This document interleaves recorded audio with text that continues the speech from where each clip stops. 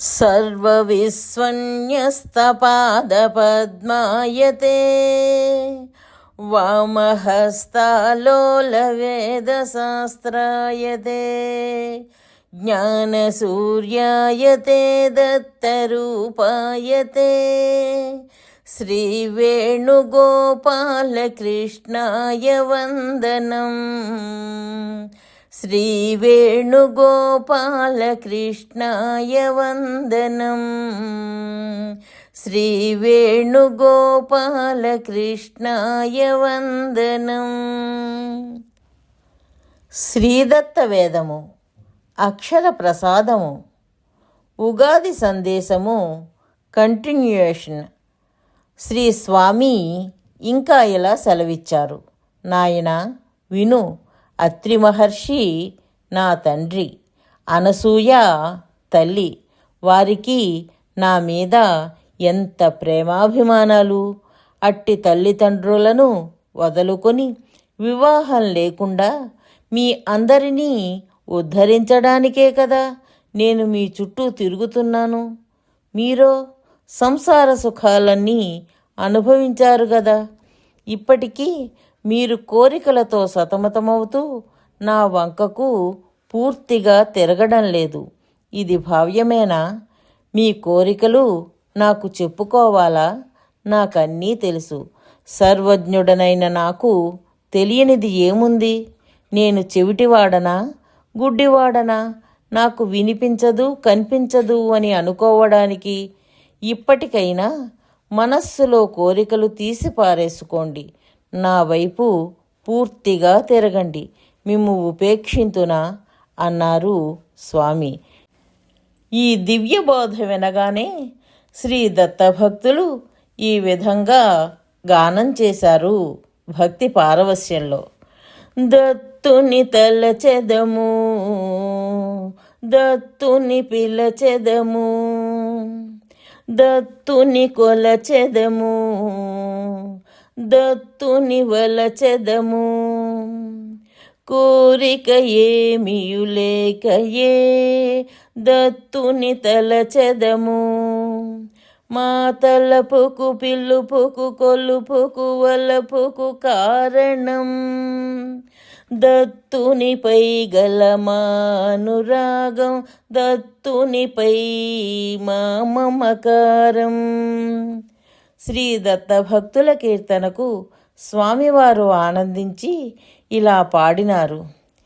ఎన్ని ఇచ్చినా తృప్తి చెందని ఈ సంతానంలో నీ కొరకేనని నిష్కామంతో నన్నర్చించే భక్తునికై సదా సంచరిస్తూ తిరుగుచున్నాను.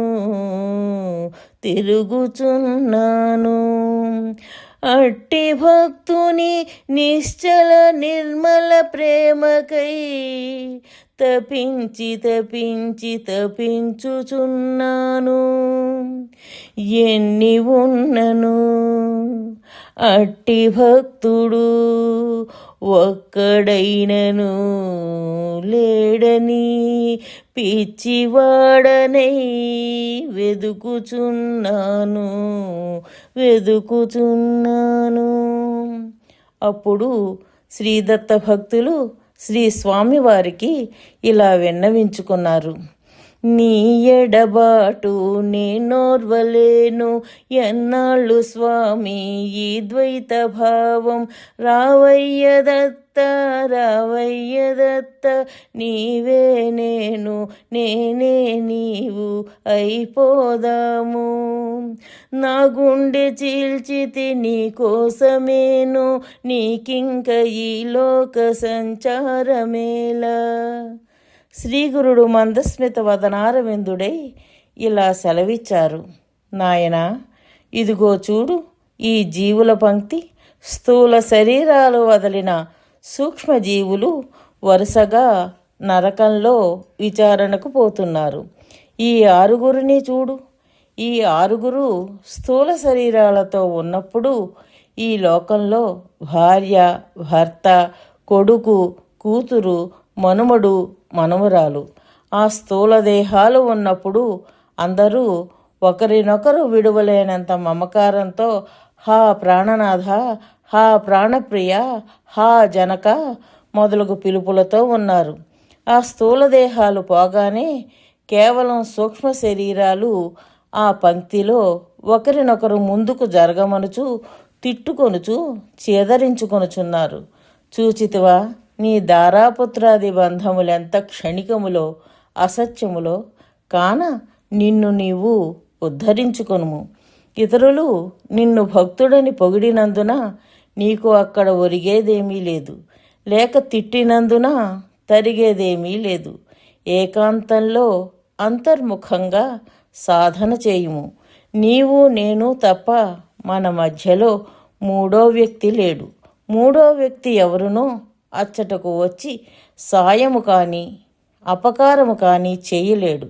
కాన నీకు ఎవరు సాధనకు దోహదం చేయుదురో వారే నీ బంధువులు తప్ప కేవలము రక్తపాశములతోనున్న అశాశ్వత అసత్య బంధములపై భ్రమ వీడుము.